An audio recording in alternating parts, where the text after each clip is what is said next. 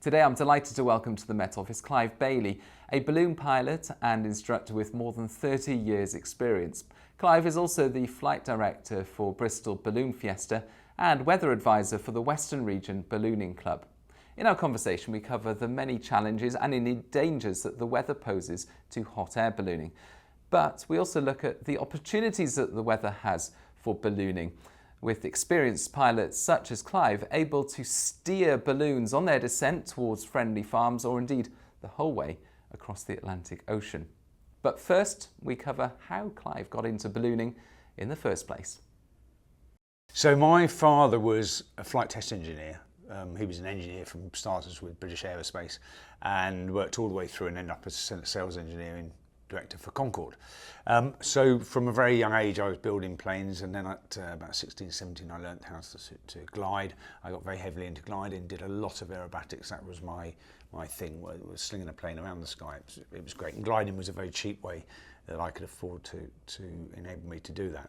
And then one night, a pub called the Black Horse in Clapton in Gordano, just outside of Portishead, a chap came in with his ballooning ovals on and his 4 stripes, and a Canadian guy called Mike McDonald, super guy. We got talking, and he said, "Come out and crew for the balloon. I need some help." So I went out and helped him crew, and it wasn't for about 2 years. I had no interest whatsoever in going in a balloon, and then about 2 years later, he was flying with a chap called Paul Woosner, who at that time was the World Ballooning Championship, and Paul was teaching Mike to fly. He was over for the Balloon Fiesta.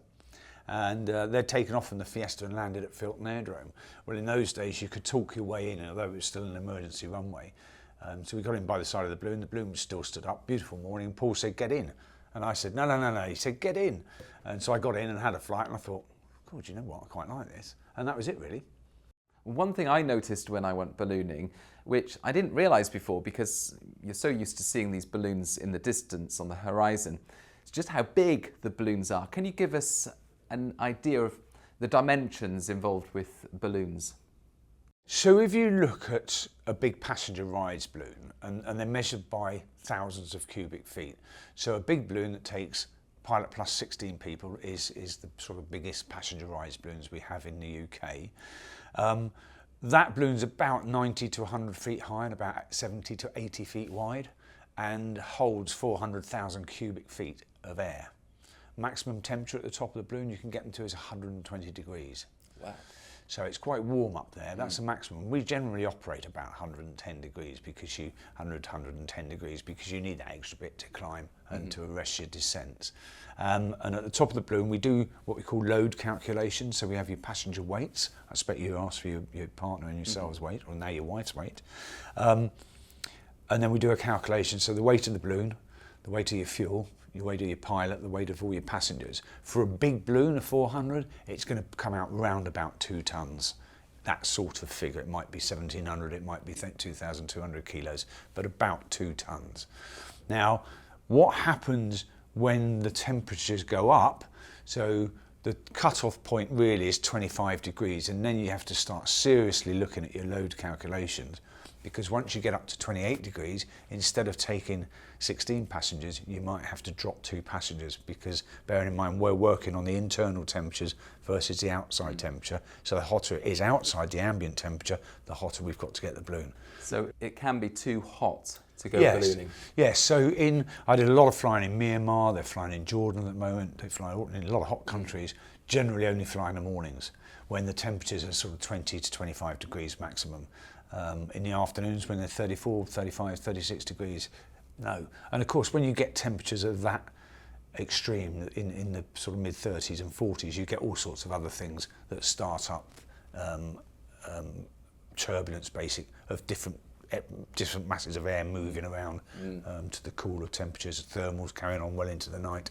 Would you say that that is the most dangerous thing that you might face as a balloonist? It's the rising air currents? Yeah, so you're absolutely right. So the things that we look at in a forecast, apart from your winds, if it's too windy, you're not going to take off. If the wind picks up when you're flying, you're just going to have a faster landing, and you'll have a drag landing. Well, most pilots can take that.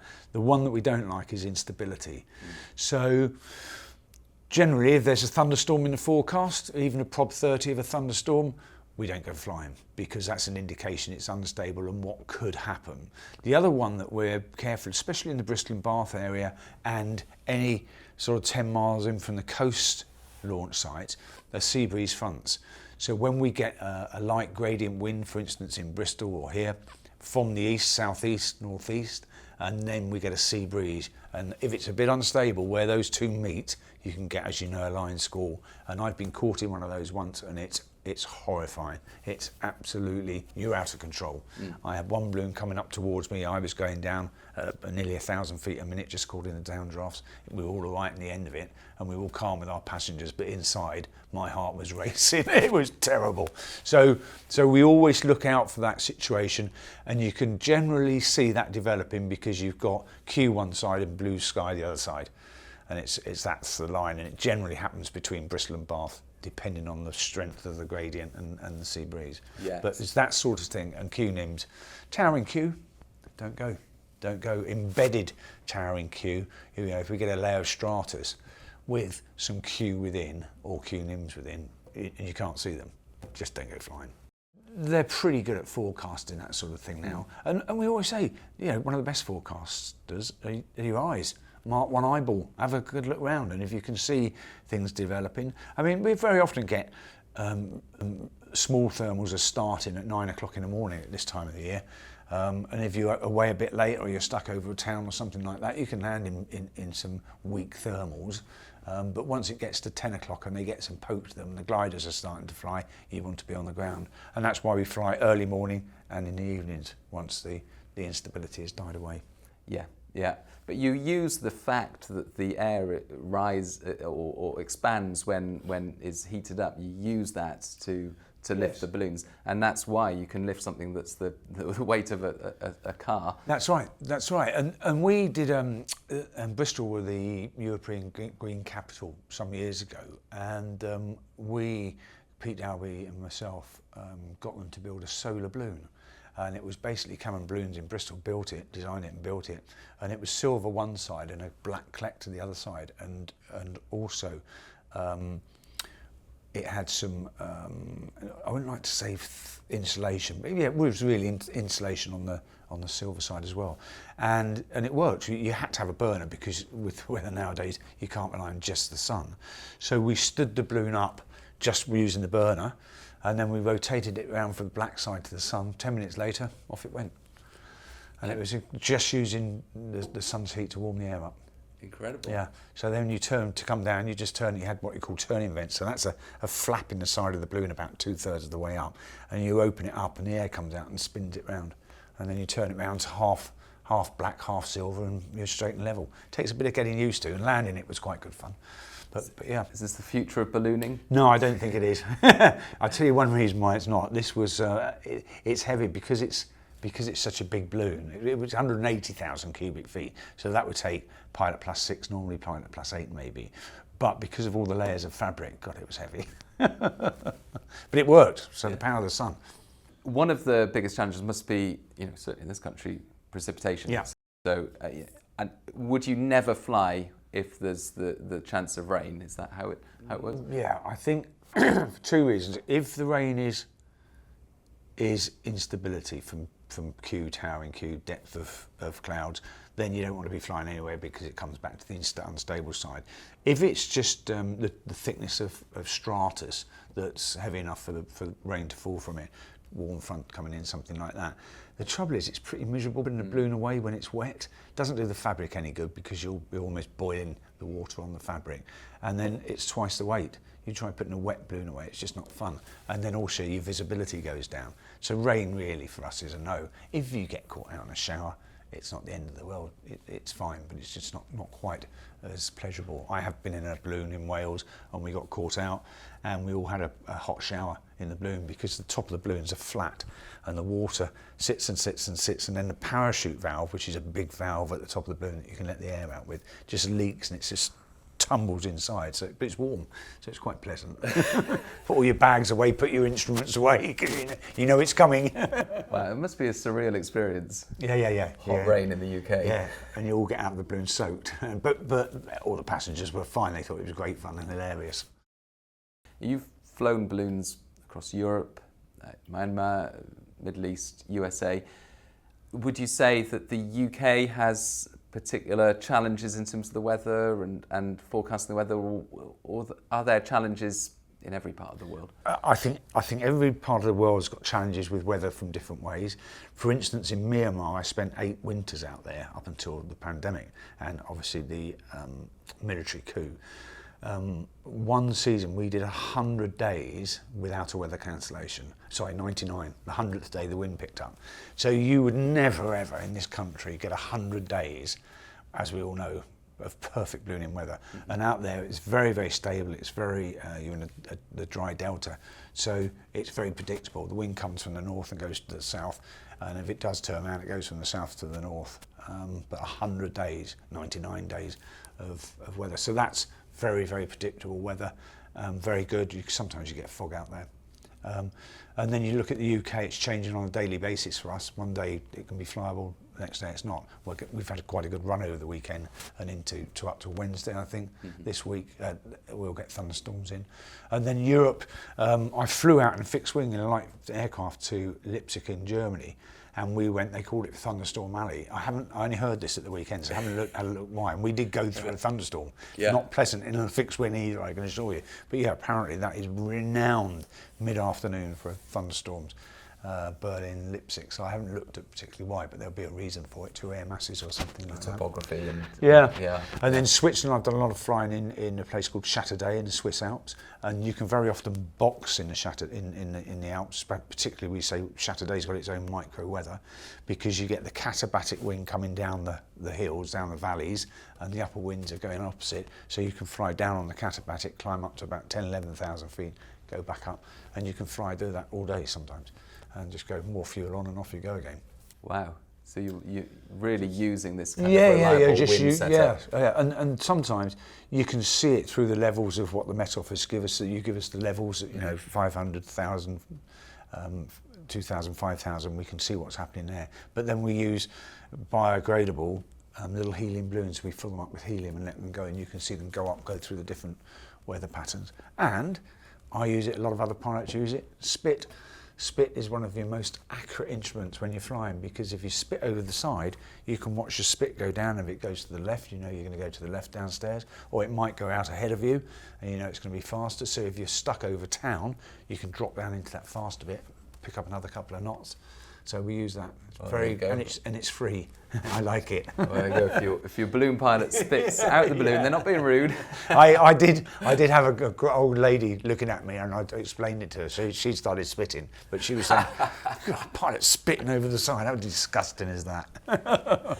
Fantastic. So we touched on the wind and how that varies with height. And you first of all, when you're taking off from the surface, you need the winds to be a certain strength, don't you? What's your kind of upper limit at the surface? Well, the legal certification for balloons is 15 knots on takeoff. Most balloons you wouldn't get in the air at 15 knots because it'll be dragging the vehicle that you're tied down to and all the rest of it. So really, calm on the surface is absolutely ideal. Up to 5 knots is fine. 6 or 7 knots gusting 12 is very difficult, and you've got a bit of a handful. But yeah, the sort of 0 to 5 knots is perfect. And then in the mornings you've got a nice inversion and you pop up above that and you've got 10, 12, 15 knots so that you go in somewhere. The worst thing for a balloonist is being stuck. Getting stuck over the centre of Bristol is not fun. So you really want sort of a 10 knot, 2,000 foot wind, somewhere along that line. And sometimes, as you know, you get the low-level jet comes in from the east, northeast and southeast in the mornings, never in the evenings.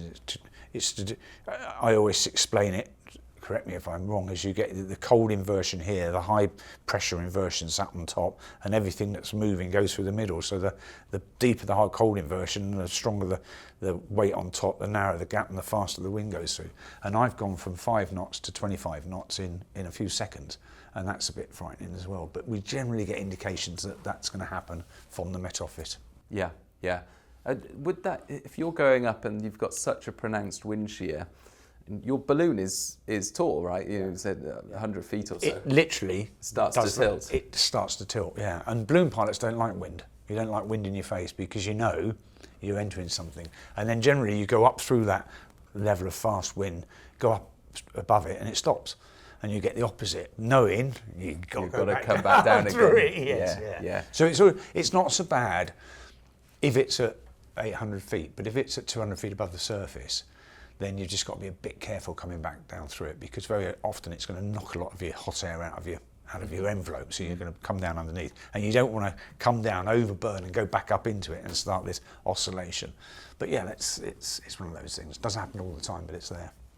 So inversions, not a big deal, but the winds changing with height abruptly, that pronounced wind shear. Yeah, exciting, I think one will call it. But you use the variation of the winds, as we've already touched on, to help steer a balloon. Previously, I kind of imagined that it's just random where balloons end up. You go up because there's no obvious way to steer them, but you're actually using the different wind speeds and directions at different heights to plan a route out. That's right. We've got from Ashton Court in Bristol, which is the sort of centre of ballooning in this area. We've got farms out between Bristol and Bath that we know are extremely friendly, and Dyson's farming manager has been incredibly helpful for us in cutting fields and allow us to land there. And if we can get those fields, those are the ones we're going to aim for. As soon as we take off, off we go.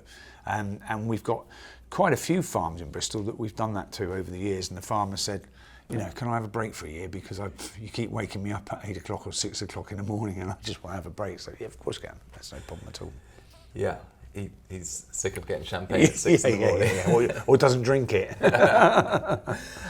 Thinking about that planning element, you've been involved with planning long distance balloon flights. Can you talk a little bit about that? What goes into the planning? We've just David Hempelman-Adams, Sir David Hempelman-Adams now, has just attempted to fly across the Atlantic from the States, just outside of St John's, from Maine actually, and we got him airborne. It's you need a high and a low and a nice fast track right the way across. So a high up towards Greenland, Iceland, and a low down below, and the bit between you on a nice straight line from Maine straight the way across to France or somewhere like that. And it was all set up perfectly. So we got them airborne our time about 2 in the morning, and then realised very quickly that the high above was losing against the low. And unless we got them up to about 13,000 feet, there was if they went north of Gander, which is just on the coast of Newfoundland and the search and rescue place before you go into the Atlantic, if we went north of that, we were going to end up Iceland, maybe Scotland or into Norway, where there was some really bad weather would be developing in 3 days' time. And we just couldn't get the balloon through an inversion level without using so much ballast. They'd run out of ballast at the other end, so we landed them just in Canada before the coast. But that's a lot of planning. And interestingly, he's done the Atlantic, and I've done it with him. I run a control centre. We used Luke Truleman and Wim. Luke's expertise in weather, he was in the Belgium Air Force with Chernobyl, and he built a model that forecast the fallout of Chernobyl around the world. And that's the same model that we use for the ballooning now. It's all got bells and whistles on it now. So you can put in where you're going to take off from and 3 or 4 levels, and it will tell you where you'll end up in day 1, day 2, day 3. It's slightly terrifying to think that once you're committed, you're over the Atlantic. It's going to be wet if it goes wrong. Yeah, there's nowhere to hide. No, there's no friendly farmer you can. No, absolutely.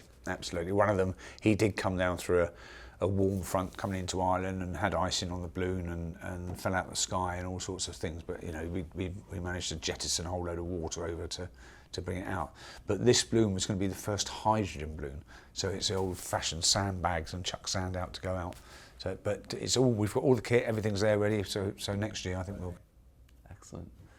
You hold the altitude record, don't you, for the Bristol Balloon Fiesta? Yes, Joe, myself, my wife. Yeah. How did you plan that? How did that happen? It just seemed like a good thing to do, and I quite like height flying and that sort of thing. So we did all the proper planning. We spoke to air traffic, spoke to the Met Office here, and went for it. We knew that it was very stable. We knew that the winds, or the Met Office were telling us that the winds up to 8,000 feet were an easterly, and then once we got above 8,000 feet, they were going 180 degrees back to a westerly. So we flew out over Western Pier, heading out down the English Channel, down the Bristol Channel, thinking, I hope they're right. But within 8,000 feet, within a few feet, so we got the breeze in the basket, and we hit 22,500 feet over the airport. And if I remember rightly, it was something like 17 degrees on the ground and minus 22 degrees at 22,500 feet, or minus 18 degrees at 2,000 feet. Yeah, it was bloody freezing. Had all the gear? Yes, had all the gear, putting it on. And we had this huge, because of the condensation from the burners, and there's a lot of water in propane, we had this huge icicle form under the burners. And I snapped it off and put it in our cool box to come back down so I could show people. Fantastic. There's another thing that you've been involved in at Fiesta, isn't there? A tightrope walk? Yes, well, for the Balloon Fiesta, which is this year, it's the 9th of August, very, very popular. We've got about 100 balloons coming, and we've done all sorts of stunts at the Fiesta of tightrope walks between balloons. I've taken off with a chopper motorcycle below a balloon with a friend of mine on it. And flew off. He skydived off of that. I landed in a film, started it up and drove to the farm on it, so it was all a bit of fun. We've done small James Bond, small helium balloons. We've taken them up onto a safety harness and then cut them free, and they've just been flying under these small balloons. So yeah, a lot of fun. We've had a lot of fun. Yeah, it's an incredible event, isn't it? The Fiesta. The Fiesta is a huge event for the Southwest. It's massive event for Bristol, and very, very popular. And the important thing, if you're going to the Fiesta, Bristol balloonfiesta.co.uk, make sure you pre-book your car park tickets, because it's going to be very busy. And the Met Office, they've already spoken to me, and they're going to organise the weather. Thank you. We will try our best. Yes, I know you will. So this year it's on the 9th, 10th, 9th, 11th. yes. So we have the Friday morning. We'll have our press morning mass ascent. Friday night. So we've lost the Thursday night glow. We've got a night glow on the Thursday night and a night glow on the Saturday night. We've got to meet the pilots. You can come in, talk to the pilots, get in a basket, see how the balloon works. So it's a real family thing. So great to come along to. And you're flight director. You've been involved for many, many years. Yes. So I'm the one that everybody gets. I don't make the decisions myself. We have a flying committee. But the weather side is I speak to the Met Office, we decide what we're going to do, and then we announce it. But yeah, hopefully we'll have some great weather. There's a special way you announce it on the morning, isn't there? So yes, we've got the Popal smoke. So we have green smoke and red smoke. So that's the way it's sweeping it out to the people there. Is if it's green smoke, we go flying. If it's red smoke, it's no flying. Yeah, and we've got a couple of teams. We've got the Bristol Balloon Collectors and Matt. And they're bringing a load of old special shapes. So we've got Pipey, the old Piper, which is great. He hasn't been out for a long time. He's retired from flying because he's a bit porous. The fabric goes porous. I think we'll have Rupert the Bear there. We've got Thomas the Tank's coming. Loads of them. I've tethered an alien the other day over from America. So we've got lots and lots of things to come and see. So well worth a visit. Yeah, it's going to be an incredible spectacle. So fingers crossed, we will try our best. Yes, we've got the supercomputer now, so there's no excuse. Clive Bailey, best of luck with this year's Fiesta. Absolute pleasure to talk to you, and I've learnt a lot. I hope the audience learnt a lot about how important the weather is for ballooning. All aviation. It's been a pleasure, Aidan, and good luck with your supercomputer. Thank you very much. I hope you enjoyed the conversation we've just had with Clive Bailey on the many different ways the weather can affect hot air ballooning. If you did enjoy this, give us a thumbs up and leave us a comment, question or suggestion if you've got any ideas on future topics we could cover. And of course, don't forget to hit subscribe so you never miss an update on the Met Office YouTube channel.